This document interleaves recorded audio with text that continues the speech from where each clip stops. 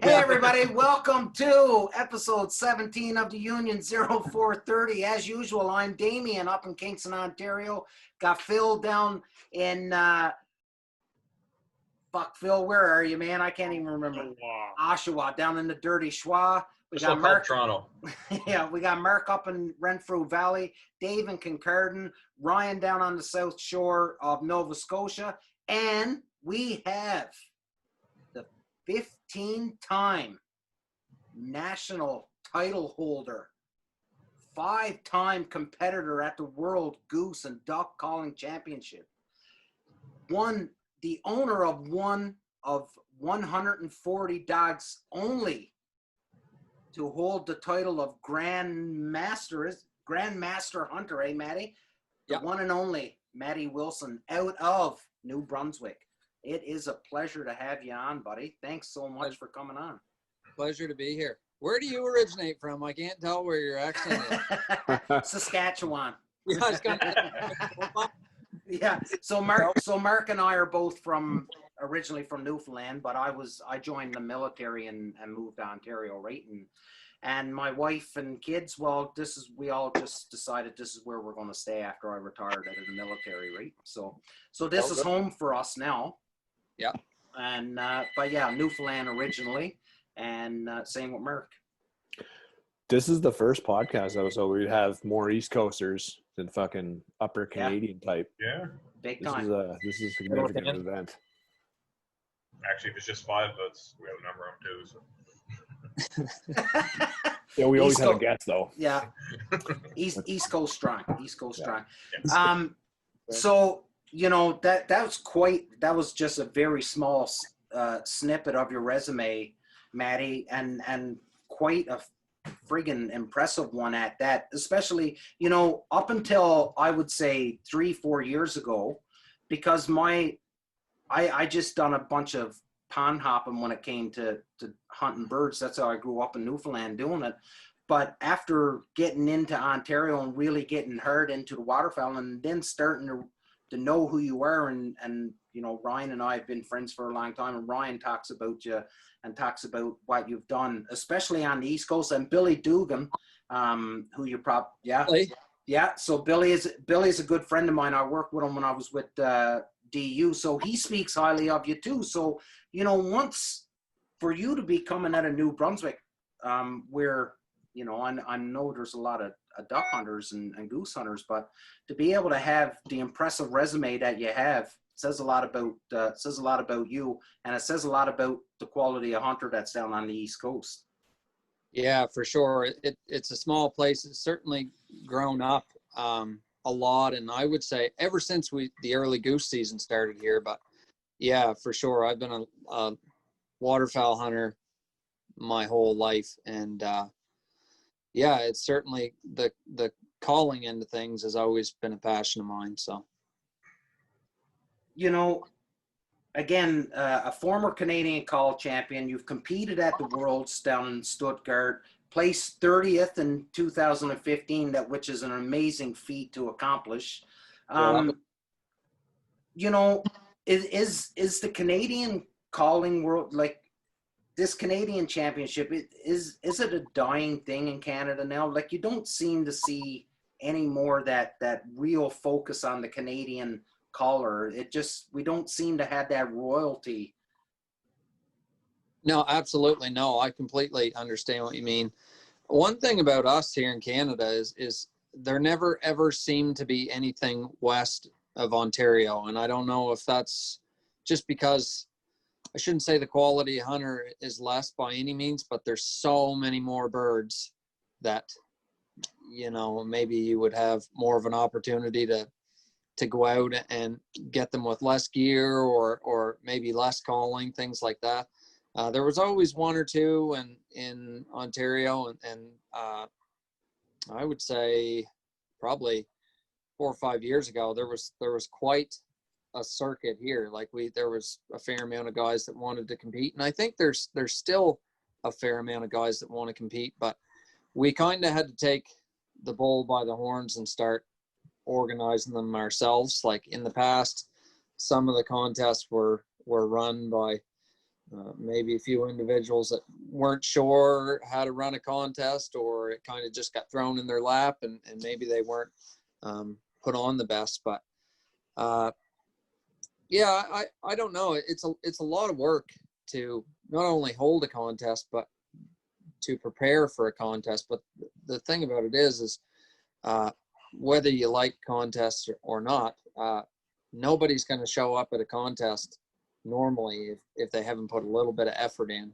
And when you're having a contest in June, like a lot of times guys aren't thinking about waterfowl hunting in June, but if they're going to go to a contest, it, you know, kind of forces them to practice and gets you going in the off season. And really at the end of the day, makes you a better caller. It doesn't make you better at actually calling birds unless you know what you're doing. Mm-hmm.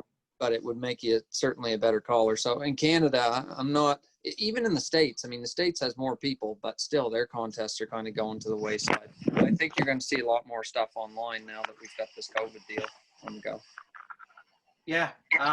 You sort of brought up a good point, and one that I didn't have made down as a note, but just for the people that are listening and that maybe don't know, but you know, there are two totally different beasts when it comes to competition calling and then, you know, out in the field or that meat calling, as they call it. Can you sort of give us a really dumbed down explanation of the difference between the both of them?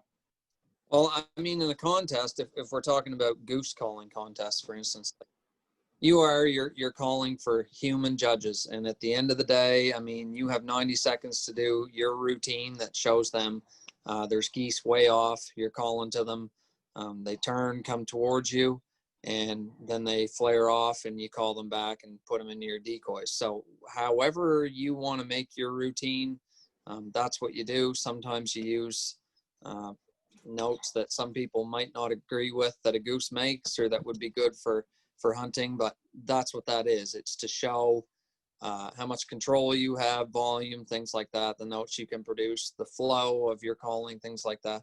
And you're right, I did bring up a point about how just because you know how to blow a goose call and make those notes, I mean, there's plenty of guys that couldn't work a bird if their life depended on it. I'm sure of it. But can blow a goose call like hell, you know what I mean? Mm-hmm. There is a difference now.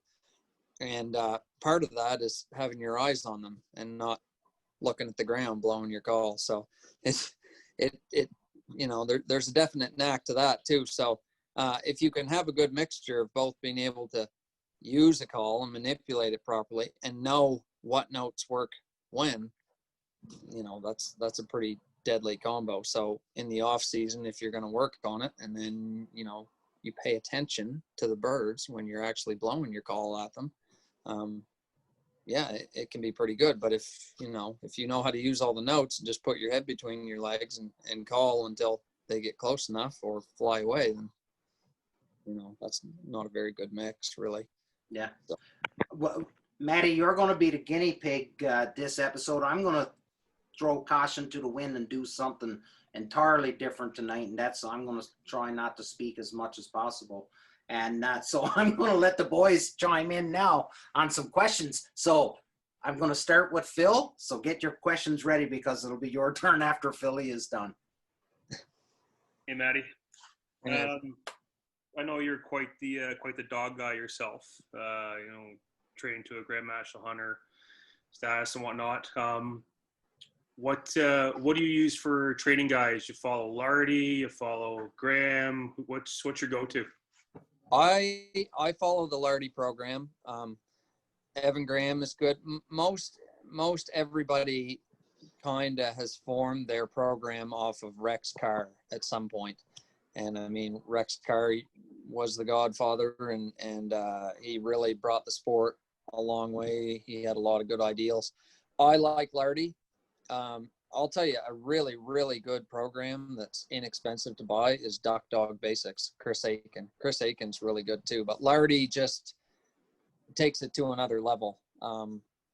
And that program is not inexpensive. It's expensive. It has everything you need if you want to take your dog just to gun dog status or continue on to try to compete and be a field trial champion. But yeah, I like Lardy for sure. Yeah. I tried, like, when I first got into the game, I tried following Lardy, and like I knew, like, hearing from a lot of people, it was like kind of, you know, the gold standard, so to speak, you know, for training. Yeah. And obviously, as a new dog handler, new dog trainer, and someone getting into the competitive game, obviously the first thing I did was sit down, go through the videos, and I went through them, I think, probably twice. I'm like, it's not for me. Right. I get, you know, for some people like that's like, you know, the only way to go, right? And I found it wasn't my thing. And I actually put two different programs together myself. One was Farmer and ACOC. Oh yeah. I did that for basically kind of like the first half of my training, and then went and relied on Evan Graham to complete my dog. As a complete junior handler, amateur trainer, and whatnot, I pushed my dog to an HRCH title. And, you know, like we've actually spoken about this before in previous episodes. Like, I feel the biggest thing is catering the program to you and your dog. Don't try to mold yourself and your dog into that program. I think you probably agree to that, right? Yeah. My biggest thing is, honestly, I'm not going to go on and on about this, but one of the biggest things is how we measure progress. Sometimes we think that progress should be linear, and like, if we're trying a method and we do it for 2 days and it doesn't work, we got to switch and we got to try another program. And there's so many programs that are available.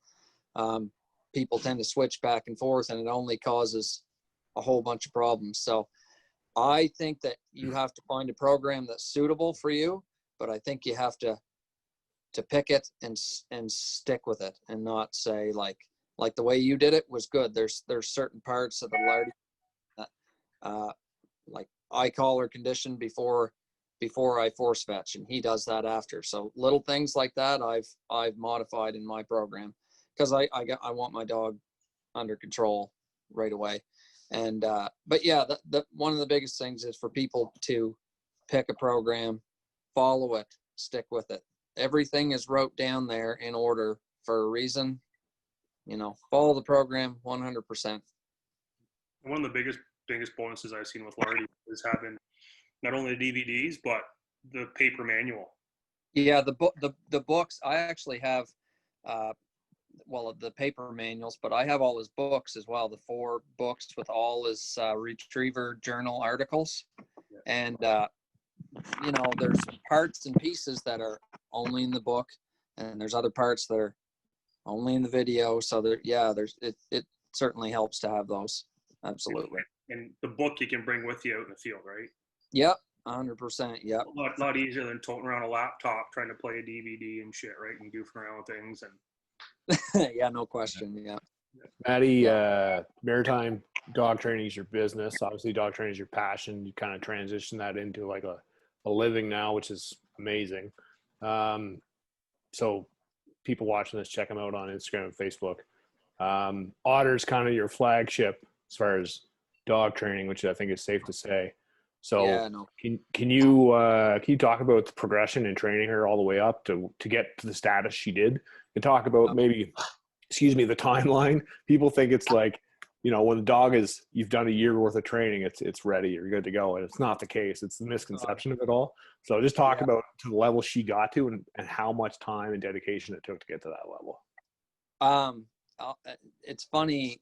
Otter, I got Otter from Duck Hill Kennels in Tennessee, and originally I wanted a dog from another litter, and they didn't have any dogs in that litter. And like 3 days later, they called me and they were like, look, we have this black female and she's a leftover. We had a family back out on her, and would you be interested? And I was like, you know what?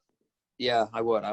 This is the time that I want a dog, and I think that's a good litter, so I'll get one. So along came Otter. And would I be doing what I'm doing today without her being the dog that she is? I honestly don't know. She certainly made me as a dog handler. I trained her with duck dog basics without a collar. Not that I didn't agree with collars. It just, as a new handler, I didn't have anybody around here to show me how to use it, and I didn't want to use it incorrectly. But yeah, when she came along, she was just, we had a really good bond together. The first year she was like 7 months old, and you can see some of those videos on our YouTube channel. I was hunting with her by then. Like it was almost like she came pre-programmed to know what to do. And when you work with a lot of dogs, you realize how special that is. Like, not many dogs come out of the box like that. So, there's plenty of people that feel that after their dog will complete a task once, that they're good to go. And yeah, that's not the case. It takes a long time. Otter is definitely the exception. She got her junior title, her senior title, and 2 passes on her master her first year running tests. How old was she then? She would have been 14 months old. And then she got her master title that year and finished her grandmaster hunter by the time she was 3. And it was the next year she finished up her 2-time so she's a 2-time grandmaster hunter. She's got 25 master passes, so, and ran her in the national. She's got a 2 4ths in field trials as well. So, but Otter is you can't beat that dog. She's a great dog. I've had her, like, we've gone everywhere together. She's guided with me. I've taken her to a lot of sportsman shows, and she's like a dog trainer's dream for sure. She just went out and always did the work. I can't say that we didn't fail any tests, because we did, but it wasn't many. We passed a lot, and she picked up a lot of birds. Like, her first season, she picked up 550 birds. Like, Yeah, solid. she like, for a dog to have that kind of experience her first season, and always steady, never worried about her breaking, like, just so super steady on the line. And yeah, just if you asked her to do it, she would do it. She just was, so certainly could spoil you for sure. Yeah. But yeah, as far as the progression in time, most dogs, it takes quite a bit of time. One thing I will say is buy a dog that's bred to do the job.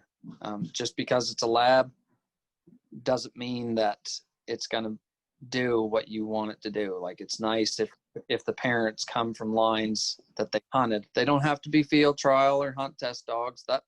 Those are good things to look for. But you want a dog that's healthy, or going to be healthy, has proven health records, and comes from lines that they want to hunt. That makes it so much easier. Yeah. Yeah, that's a great point. How old is she now? She's 8. She's 8. Yeah, she's getting a little over the hill. And you got another up and comer in Riley. Is it Riley's the other one, or? Riley is my mother and father's dog. Riley is 6 now. She's a master hunter, and she's actually an advanced level therapy dog. So she's like, Oh, wow. she's kind of a unicorn in that sense, that she excels really at both of those jobs. Now, she's certainly more soft than the new dog that I have now. There's no comparison between her and Tank, but she's got a lot of fire to do the job, but she was always very good. She took a lot longer than Otter, though. Like, last year, as a 5-year-old dog, she couldn't lose. But up until then, like, you know, there would always be trouble we'd have on water, and we'd try to repeat things, and you know, you had to take a special approach with her. But yeah, she does both those jobs great. But Tank is my new dog, and he's a going concern.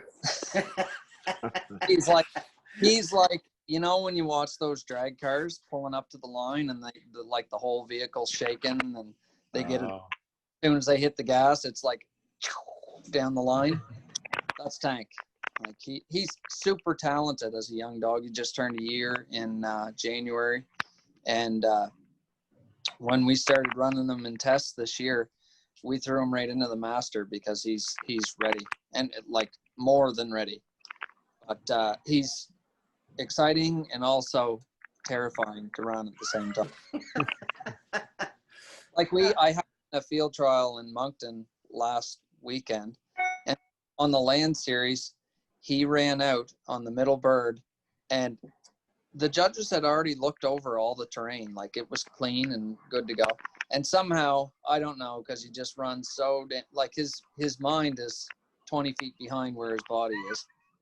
Anyway, he gets to the middle bird, and he's like 20 feet away from it, and hit something or jumped over a log or something and did a complete flip in the air. And it was just dust and legs flying everywhere. And I was like, oh, he's dead. And he picks himself up and dusts himself off and goes and gets the bird and like wheels around and comes back. And it's like, holy shit. He is so much not like Otter. Like, she was not that way. Like, Otter would like bebop out through there and like, oh, there's a log. I better step over that carefully. And Tank's like, there's a log back there that I tripped over and nearly killed myself. So, but he's a dog, exciting for sure. Awesome. Yeah. So he's my. I got a question for you. So I'm guessing now you're pretty much stepped away from the calling competitions. You know what? Kind of, yeah. Like I think we would have more here, and I would love to judge at a lot of the different levels, but I'd probably still compete on the goose side of things. I'm retired from the duck, basically. I've had my plenty of chances. I didn't really want to step away until I felt like somebody was gonna get their ass in gear and practice and get up there to where they could beat you, right? So, but somebody else needs to go down to the Worlds and compete, because I mean, that's what ups your game. You got to go someplace where many people are going to whoop your ass and show you what it's all about. So you probably put a lot more focus into your dog stuff lately, or is it just you were already putting all that focus into the dogs anyway? Yeah, it's certainly all throughout the year. Like, I do a lot of obedience lessons and things like that, as well as training retrievers. So yeah, that's kind of where I'm at now. And put a lot of focus on the dogs. I mean, I would love to help organize some contests and do some stuff around here, but yeah, we've certainly gotten away from that. And I mean, like, the first time I went was 2007, so I've been at it for a long time, and I'd still like to be involved, but I wouldn't be super competitive at it. No, I wouldn't travel around, I don't think, or anything like I used to. Yeah. So I got a few young kids around here that I help mentor with hunting, and a couple of them expressed interest in competition calling, right? What kind of effort do you have to put in, like weekly time wise? Like, these guys seem to think like I'm the cat's ass just calling in my car on the way to work and I can learn enough from that. But do you not put in, like, it's almost like training for like a hockey team. Like, you got to put in a certain amount of time. What kind of effort would you say these kids need to do?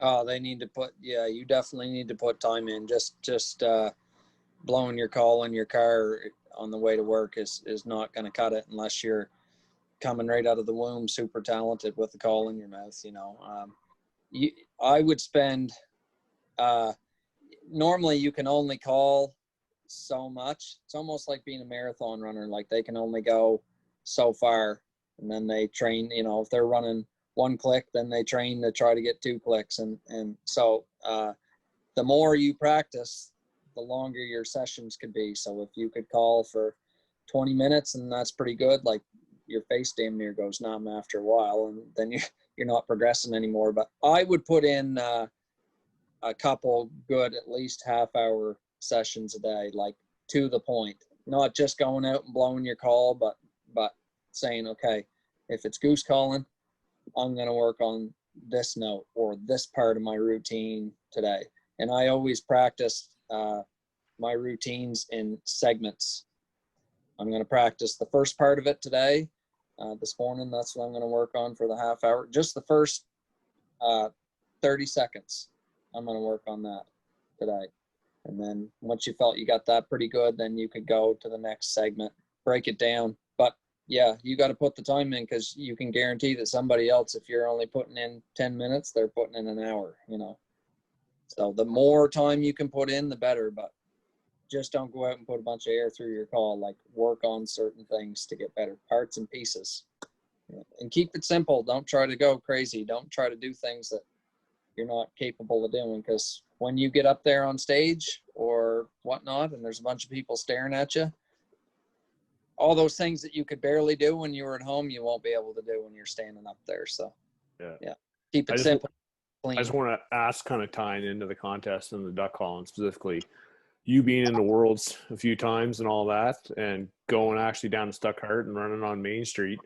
And I know from talking to you that you've actually got to work with Butch behind the scenes.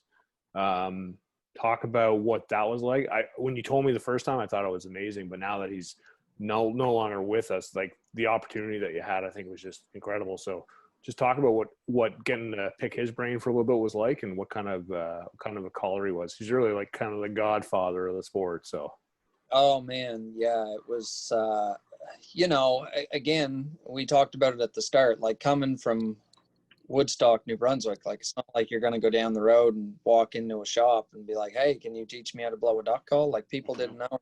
Nobody around here knew how to do it, right? Like, you had to learn how to do it yourself. And then, you got pretty good to where you'd win. And then once I got down there, I'll never forget the first time I went in there to the shop. Like, it wasn't a big shop. And it was kind of out in the middle of nowhere by Max Prairie Wings. And, he's just sitting back there tuning duck calls. And he was a real good fellow. He was kind of a grumbly, like, right to the point, tell you how it is, which is exactly what you need. And, the first time I went down, like, it was just the day before the Worlds and it was busy, and I got to spend a little bit of time with him. But the next time I went down, I was there like a week before the Worlds, and there was nothing going on. Like, there was nobody in there. And I walked in, it was just him. And he remembered me, which I thought was quite something. And I was like, hey, Butch. And he's like, hey, you're that Canadian guy. I was like, yeah. And honest to God, he goes, how's things in Canada? Still cold. Yeah. Yeah, running water now. Pretty story right about now. So, but I said, listen, Mr. Butch, I don't know what you have for time, but I said, I know that you give lessons and I'd be willing to pay you and whatever, but I just, I want to learn. I need to get better. And I said, the last time I was down, I realized just how much better people are down here. And I said, if you're willing, I'd like to get some lessons. And he said, sure. We'll start today and you can come every day if you want, and I'll teach you. And I was like, hell yeah, like, I will be. Wow. So yeah, I stood in there, and I can honestly say I've never been that nervous to blow. I've never really been nervous to blow my call in front of somebody ever, but I was in front of him. And anyway, man, like, the first hail call that I blew, like, I might have got 2 notes out, and he's like, stop. I was like, oh, wow, he's going to throw me out of here. He was awesome. He was just like, look, he's like, you're getting all worked up. He's like, in your warm up, you do this. And then he's like, then you do your hail call. He's like, lots of people squeal on those. This is how you should do it. practice it this way without a build up to it and do it like this. And like, you know, everything he told me throughout that week made my calling so much better. Like you couldn't, nowhere else could you get better coaching from him. And as long as, you know, you weren't a sunflower, go in there, or a snowflake, and go in there and get your feelings hurt, like he would tell you exactly what he thought. And that's what I wanted to hear. So that year that I got to spend a week down there, and I spent every day with him, I was there for at least an hour every day, and just shooting the shit with them and blowing my call. And I worked with John Stevens and Jim Ronquist some too. And like they would break it right down for you. So it just, you know, that's what put me, I'm not afraid to say, that's what put me at another level for sure right there. You can't beat that. So it was an honor to be in there and be talking to them and working with them, but spend that much time with those guys, it was pretty awesome. Yeah. I'm listening to you talk, and I'm trying to think about how I'm going to describe this episode of the show. And there's so, like, that's amazing to be able to sit in a room and take lessons from, you know, from Aaron T himself, and to be able to, oh, Jesus, I'm just trying to put into words now for a description of this episode. It's crazy. Maddie, I wanted to go back to the dog training thing, and not to take anything away from your calling and stuff like that, but I know your focus. It seems lately, over the last year or two, especially here in Canada, it seems like it's becoming more the norm that fellas will get their puppy and they're okay with bringing their dog to an actual dog trainer, as opposed to, you know, 3-4 years ago, if you were to tell a fella, hey, listen, it's going to cost you X number of dollars for your dog to be with me for this long, they'd be like, you're fucking crazy. I'm not paying that kind of money. But Yep. But now, over the last year or two, I know, especially here in Ontario, it seems to become more the norm where fellas are okay with it. And now when they dump that $1,500 to $2,000 on their puppy, well, they want it to be able to hunt. So if they're already making that investment, why not pay the extra investment to get the dog that they want if they can't do the training themselves? What do you know, with you being in that industry, why? Like, why all of a sudden is it okay to pay a trainer to train your dog? Yeah, it's funny you brought that up, because I say that all the time. Like I say, you know, growing up, there was never a dog trainer around. Nobody trained their dogs. You tied it to the doghouse outside, and that's where it was. And if it was a hunting dog, it stayed outside and it lived out there, how it had to be. And these days, that's not the way that it is. And I think that one thing is for sure, businesses now, just as with dogs in general, expect people to travel with their dogs and expect people to bring their dogs places. And I think now there's more of a thought that if you have a dog, you should train it and you should take it to training. And I think there's a fair amount of people with some guys, it's not a time thing, because, you know, I shouldn't say most people have time, but some people don't have time. But a lot of the time it's training grounds, equipment, and sometimes when you get into it and you have a few problems with your dog, like you could be following a program, but maybe it doesn't say, hey, if this happens, do this. You know what I mean? So when people invest an amount of money in their dog, one of two things happens. They say, I can do this myself. And then they get 6 months down the line and they go, fuck, I can't do this myself. And then they come and they say, okay, well, I've tried this and I think we might have a problem here. And then you're into probably like twice the amount of time, because you're trying to curb behaviors that have kind of been ingrained in the dog because of issues that have been made. Or you have the other person that says, you know what, I've seen this person's dog that they took up to Matt, and you know, yeah, it's money for sure, but I want my dog to come home like that. So they don't mind. They look at the big picture and they say, you know, I might try this, and then they figure they either don't have time, don't want to invest in the equipment, or they just say, hey, guess what?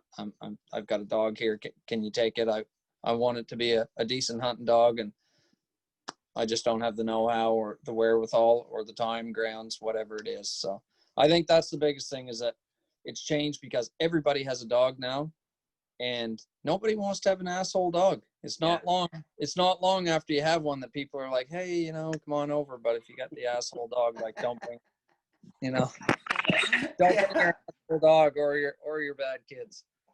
Yeah. I'd like to know where I could get my dog trained for $1,500. What's that? No, I didn't say fit. I meant the investment of like buying your puppy, $1,500. Ah, So, okay. so your initial investment of buying the puppy, $1,500. Yeah, no doubt. Like, so I bought a dog about 14, 15 months ago. Same thing. I bought it from a friend of mine. He's a dog trainer, amateur dog trainer, has some success and stuff like that. So, and I've got friends that have went to amateur dog trainers, or even fellas that call themselves professional dog trainers and stuff. And I know that when I took my dog to Bill, just for that brief period, he told me, he said, listen, when she comes back, she's going to be able to do this, and this.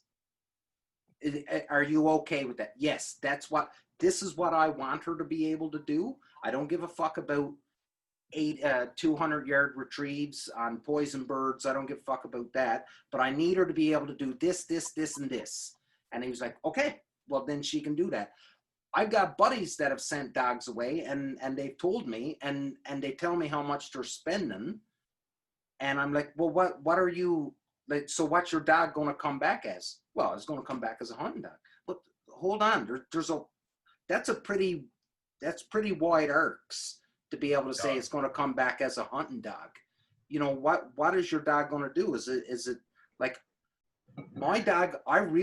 My dog's going to spend most of her time in the boat. She may go out in the field a little bit, but not that much. And she may have to go after the odd cripple, but hopefully if it's a good day and I do my job right, everything's going to be 30, 40 yards in front of her.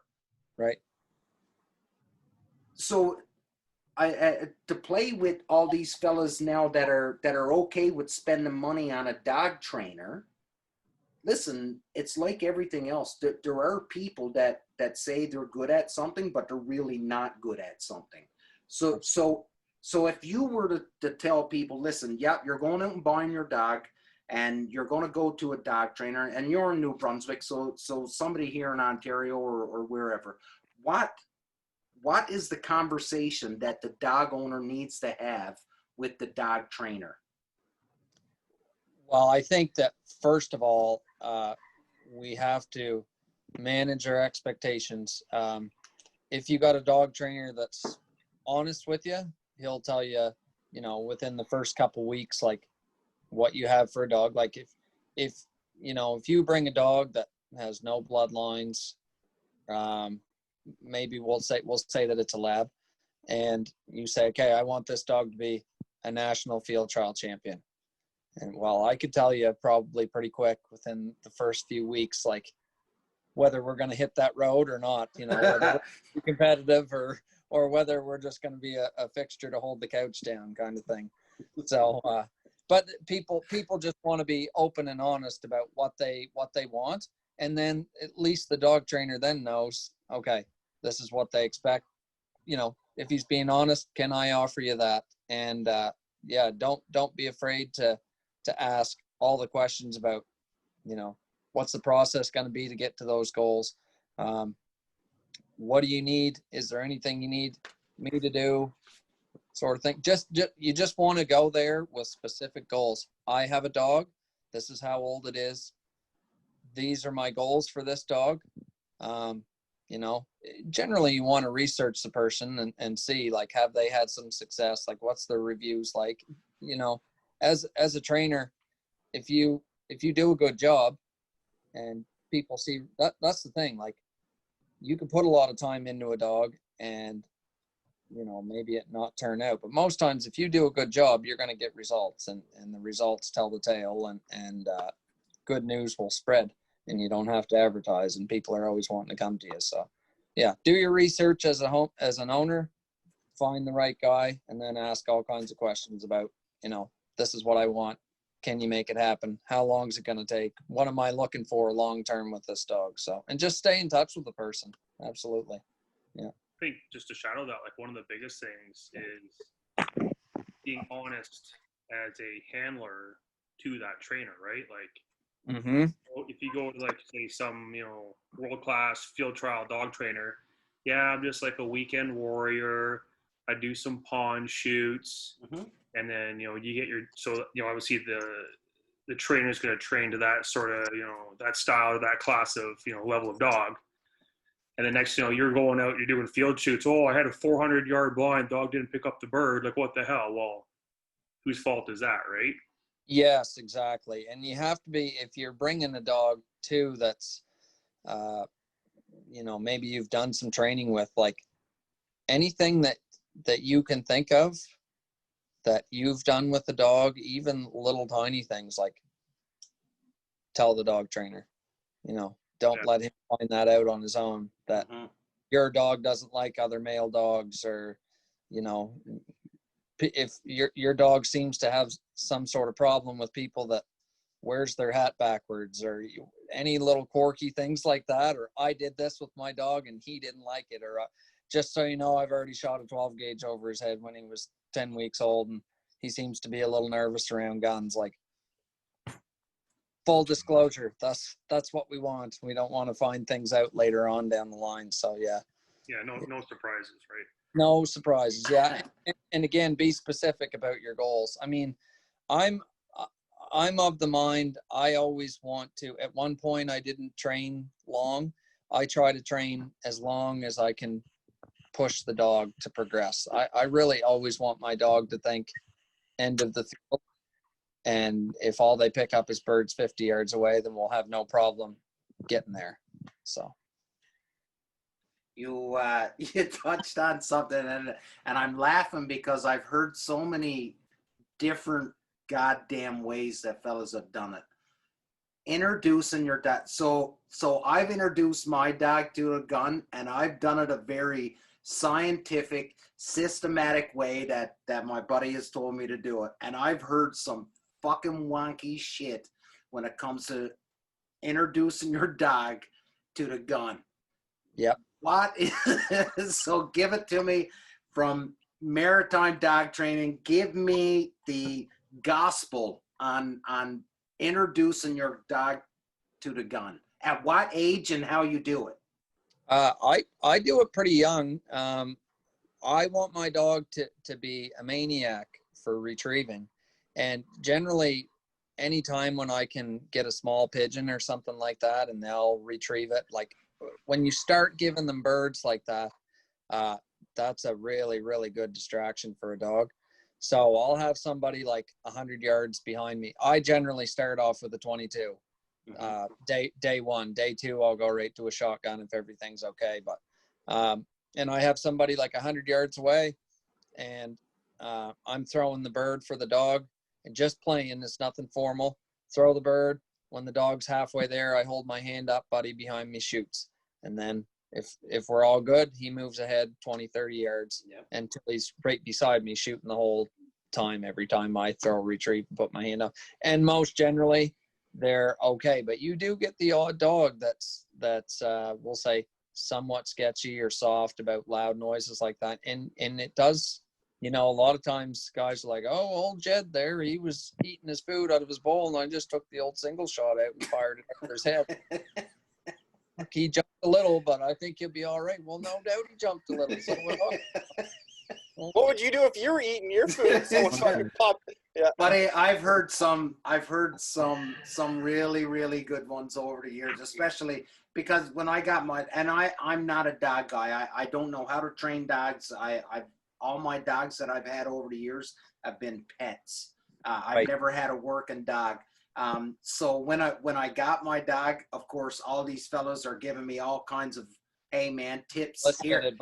Yeah, and there's some stuff that I heard, and I'm like, nah, not gonna do that. I'm not that dumb. I know. I bought my dog at the same time as another guy bought his, and we're at work talking about it, and he's like, "Hey, when your dog eats, have you started like smashing pans together to get him used to gunfire?" I'm like, "The fuck are you talking about?"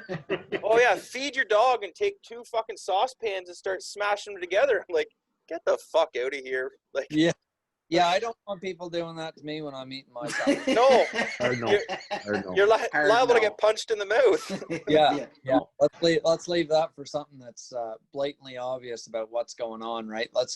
I don't want to connect eating a sandwich to hearing a shotgun over my head. You know what I mean? Absolutely. Like the bird is it's about more, and people miss that point, right? It's about more than just hearing the gunshot. It's about introducing the dog to a bird, hearing a gunshot, connecting those two things. When that dog goes to sleep that night and he thinks about the good time that he had, he goes, geez, the last time I heard that bang, I had one of those feathered things in my mouth. Like, that's a good thing. The whole experience is good. It's not just that they're running around and you fire the gun. Like, they're getting a bird, they're hearing that bang. You know, they think about those things together. So that's what we want with a young dog. And there's so many, again, parts and pieces of training a dog. And if you don't understand those and follow the program, you find out later on down the line that you're like, oh shit, I guess I should have done that step 20 steps ago, because now I'm paying for it. Now I got to go back, and hopefully I didn't screw this thing up, right? So yeah, that's a big one that a lot of people, that's a milestone in a dog's life. Much like getting into the water. You know, just because they're a lab or a retriever of any sort doesn't mean that they want to get in the water and swim and like taking them to the lake and throwing them off the dock. Like, some dogs like Tank would be okay with that, but I've trained a lot of dogs that would not be okay with that. And they're not good swimmers, some of them. Yeah, like they still struggle in the water. Yeah. Maddie, we've spent a lot of time talking to you about dog training. Listen, give a plug for Maritime Dog Training, and listen, let's drum up some business. I don't know, I know you're pretty busy. Let's get another couple holes in that dog cap you got on your truck, and let's drum up some more business for you, buddy. From our thousands of listeners. Thousands of listeners. Awesome. Yeah. Well, if anybody's interested, for sure, they're more than welcome to reach out. I'm not somebody that takes a whole bunch of dogs every year. I like it when people call and make a commitment to leave their dog. Like, if you're going to leave your dog, this year I had a 2-month minimum. Next year I'm going to have like a 4-month minimum. I want people to commit to leave their dog. I know that it's hard. A lot of times, first timers that send their dog, like I've got a puppy right now. He was 5 months when they sent him. I know it was hard for them to send that dog, but he is like a house on fire. He is, turning into something really special, and he's already got his junior title. Wow. Already got his working certificate title as a 7-month-old dog, and he's meant to do the job. So, anybody that's interested, check me out on Facebook or Instagram. Give me a call or shoot me a message. And we do obedience, basic, advanced levels 1 and 2, train hunting dogs. I do run a little bit of some hunt tests and stuff. Not much field trials. I do that with my own dogs, just qualifyings and stuff. Tank, he's obviously proven that he likes to run far into the next province if you let him.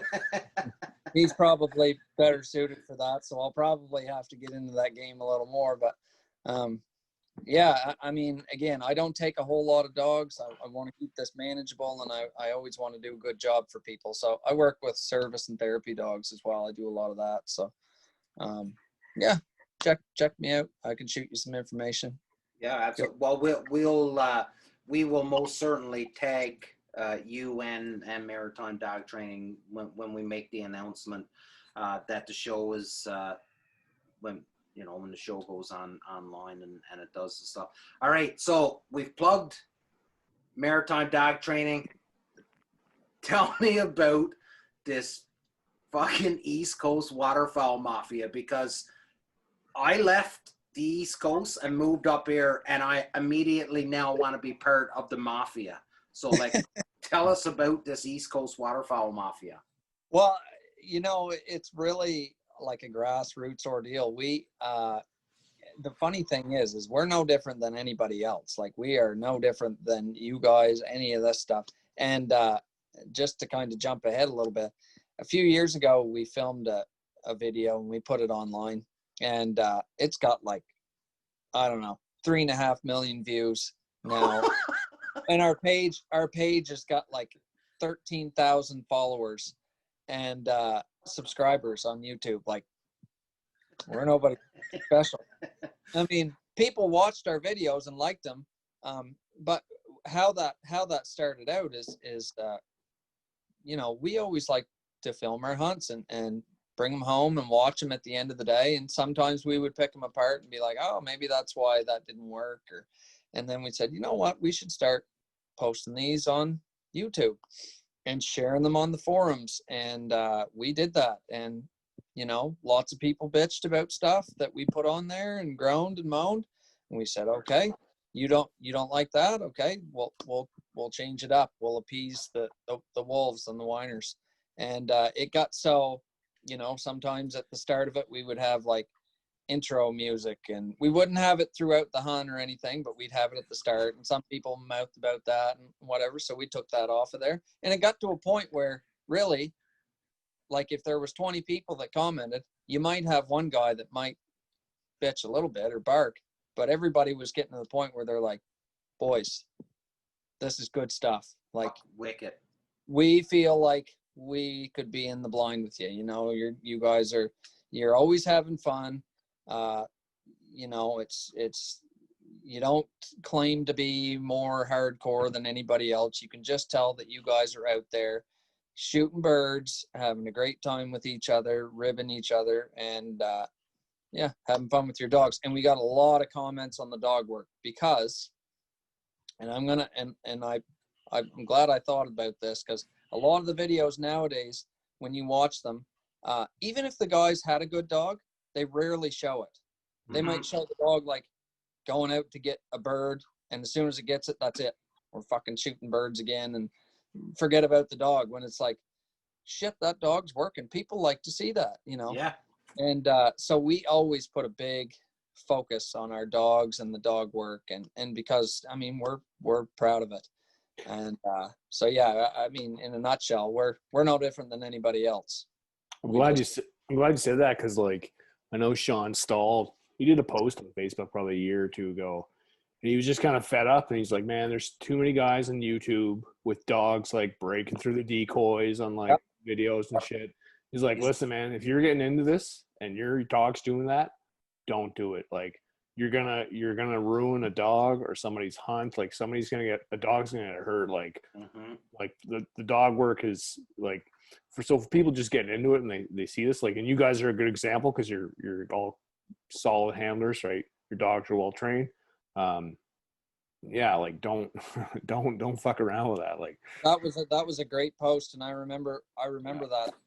Sean, before COVID, he was supposed to come here hunting this year, so it's unfortunate that happened in a lot of ways. But I always liked Sean and Sean's videos because Sean always had good dogs, and Sean sent him off to a really good, renowned trainer. And like, how many guys do you see that are doing kind of what Sean does? Like, if we're thinking about like Zinc or Foils or any of the bigger names that are making videos, Scott Trine and any of those guys, do you see that have a dog running in the national field trial championship in the States? And then he gets it back, and it's not just a dog that he puts in the garage, like, he hunts with them. Yeah.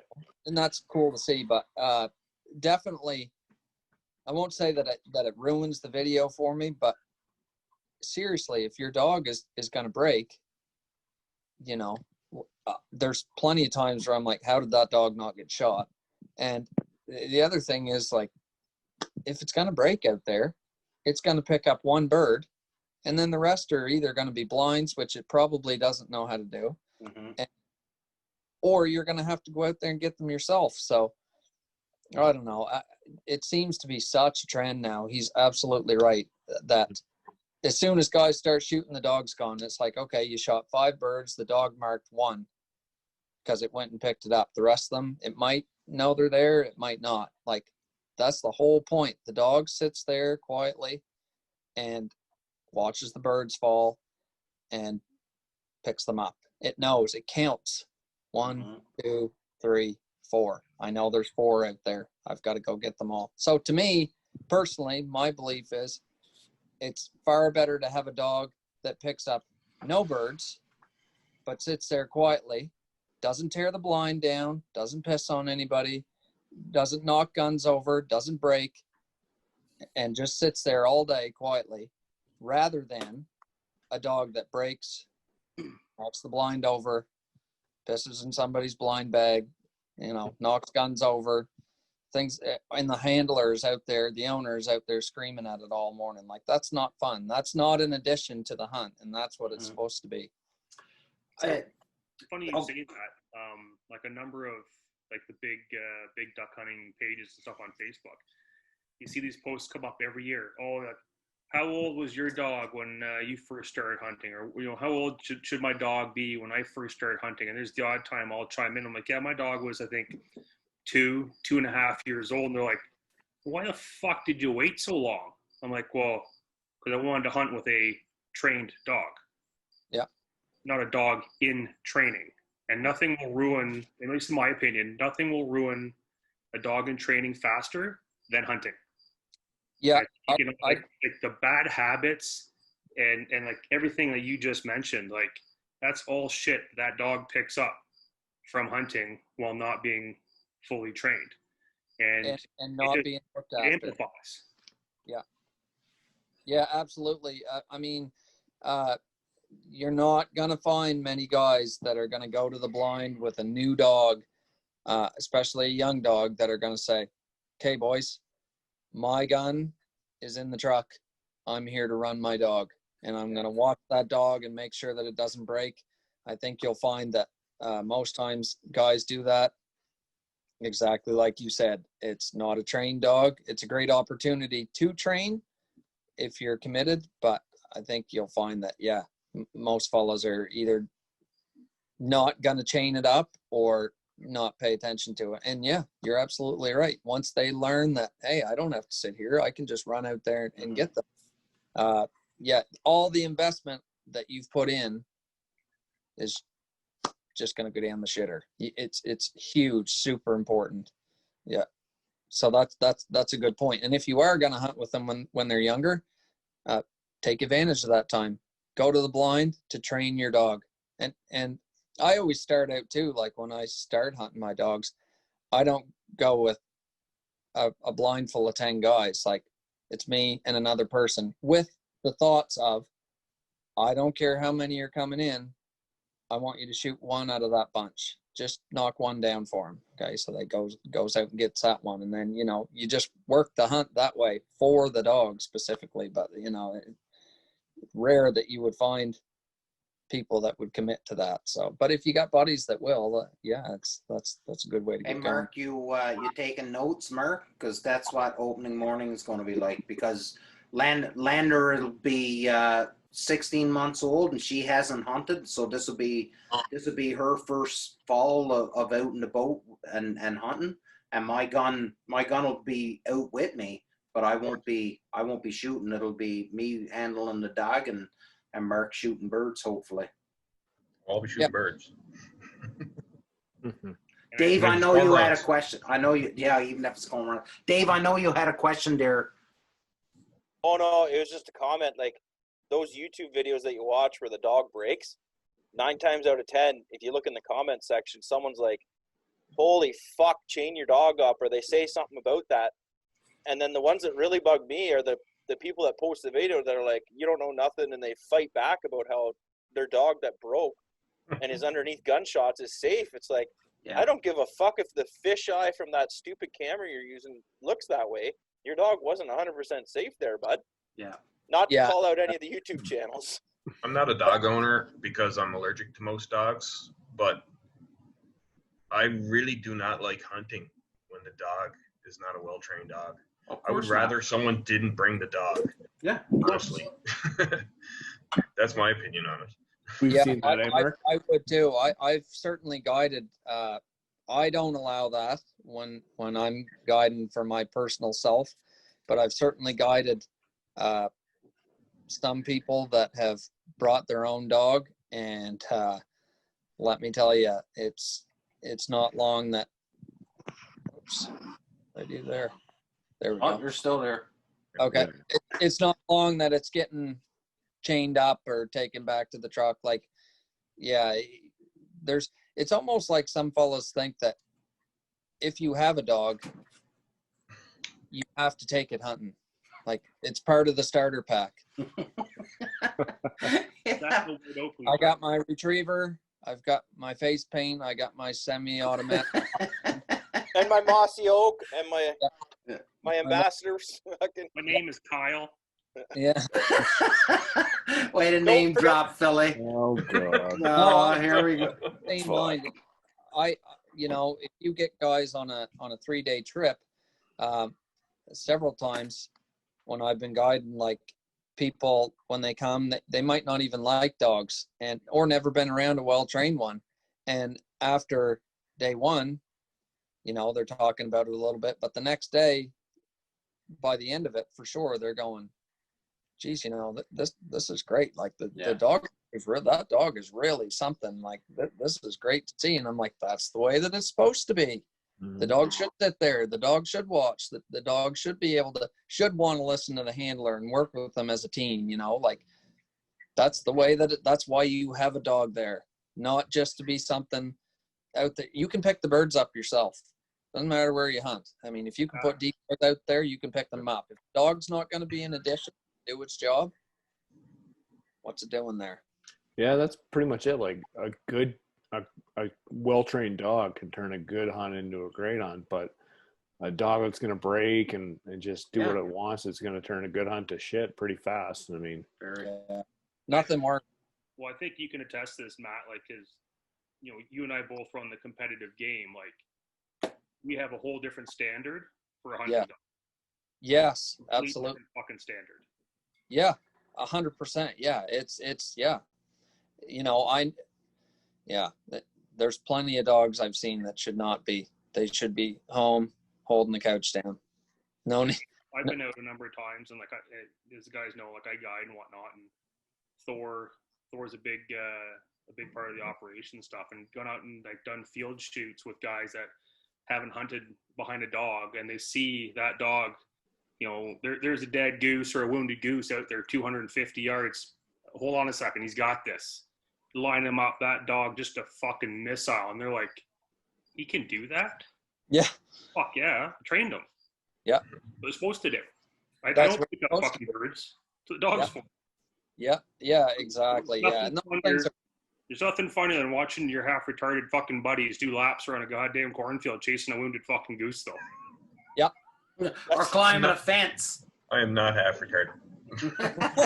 So I do want to I want to go back to something because we sort of alluded to it, and that is so you buy a puppy, you send your dog off to a trainer, you spend a pile of money to get your dog trained, and then your dog comes back.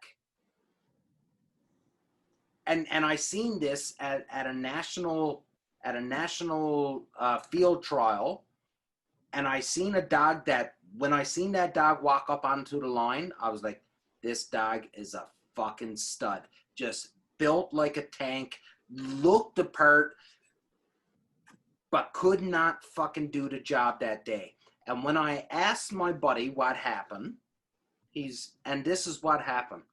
The owner sent the dog off to be trained and didn't build a relationship with the dog. So the dog knew what it had to do when the trainer was telling it what to do.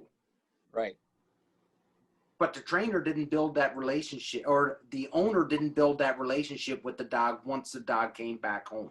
He just assumed that the dog was, hey, I just spent fucking X number of dollars on training this dog. Dog's good to go. It's not that simple. It doesn't work. You still have to build that relationship, eh, Matty?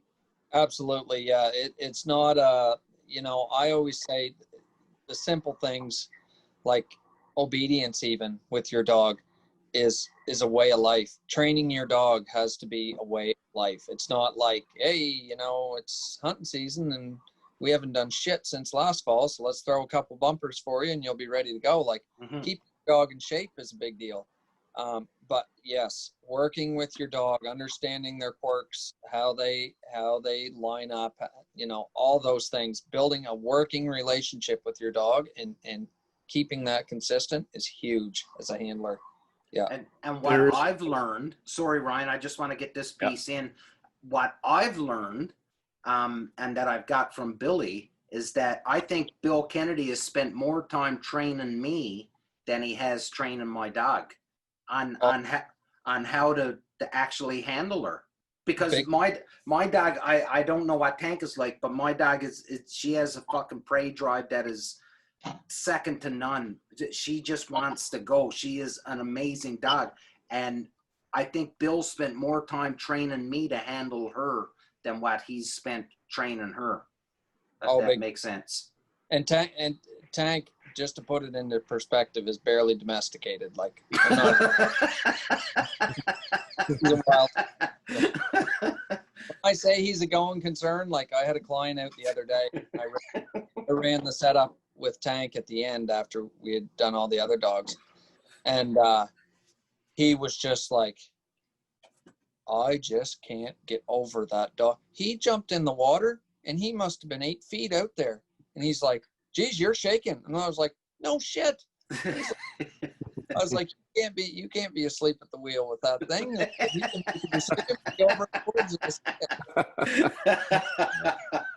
Oh, that's awesome. It's funny because there's a certain prominent waterfowl show that will remain nameless until the recording button is turned off, where the guy handling it, he is obviously not the dog's owner, and I know that, and he lines the dog up and he does this arm shoot this way, but the dog goes this way. Right. So just another example, like, you got to, just because the dog comes back polished and shiny, that's right, professional trainer, you still got to spend time and build that relationship with the dog. Looks good on video and in photos, though. Oh yeah, great. Just say good boy and it looks like you know what you're doing. Exactly. Right?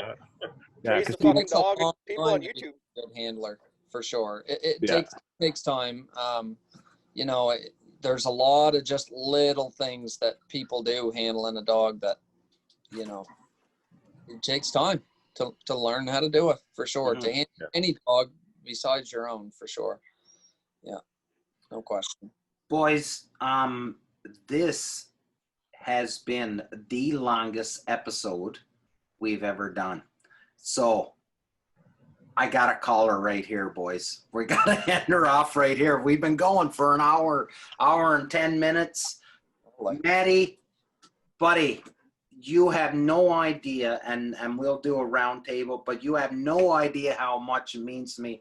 When Ryan reached out to you and said that you would come on, it really means the world to us. We are, as advertised, we're just regular guys, and this was a crazy idea that we threw out, that we would just sit around and talk, and hopefully some other people that like to talk would come on and shoot the shit.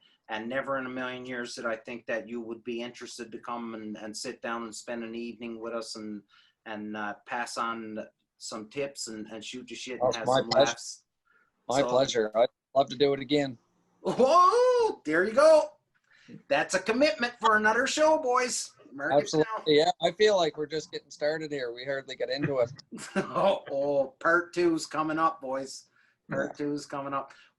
Maddie, we'll do a quick round table and then we'll end her off, and Philly.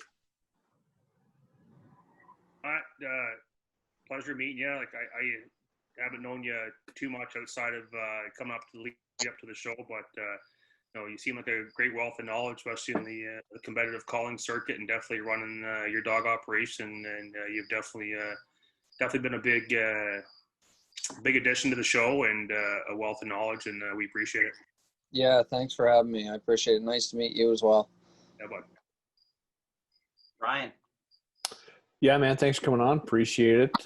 Threw it out there, and you're pretty quick to respond and say, "Hell yeah, let's do it." So, now that I'm back on the East Coast, we'll have to do a hunt one way or the other this fall, hopefully, with all the COVID nonsense going on. So, but we'll figure it out being in the bubble. Yeah, absolutely. And I appreciate you reaching out big time. It's a real pleasure for sure. I'm glad you asked. Dave? Yeah, I think you hit the nail on the head there that we just barely scraped the surface of what we could talk about. And can't wait to have you on again. Thanks a lot, man. Yeah, thank you. Nice to meet you.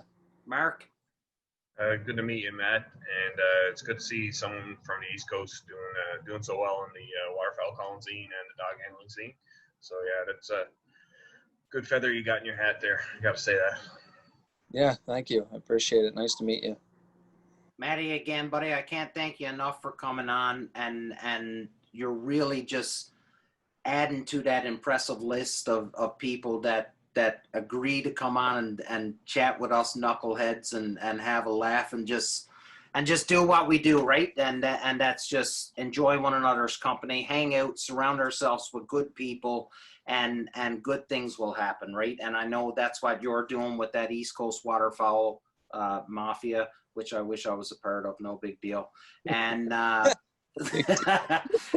no, buddy, thank you so much. I can't say it enough how much it means to me, especially not to take anything away from any other hosts or any other guests that we've had on the show. But as an East Coaster and everything is stacked against us, and to see someone have such success like yourself, it is amazing to see, and I love it, and I cannot thank you enough for coming on the show, bud. Yeah, thank you. And I couldn't agree with you more on that point too about the East for sure. But yeah, I really appreciate you guys having me on. I can't wait to do it again, to be honest, boys. Yes. Everybody, this was episode 17 of the Union 0430. There is more coming. We're not stopping here, and this is just we haven't even started to scrape the surface of quality that we're going to do, and this is going to keep coming, and we can't thank you enough, especially for everybody that's commenting and sending in their suggestions and the guests that they want to see. I love you for it. Thank you. This episode will drop soon, and I cannot wait to show it. Maddie Wilson, thank you so much for coming on. Big love. Be nice to everybody, and surround yourself with fucking Green Bay Packers. Where's your fucking Leaf symbol? Yeah. Rangers this year.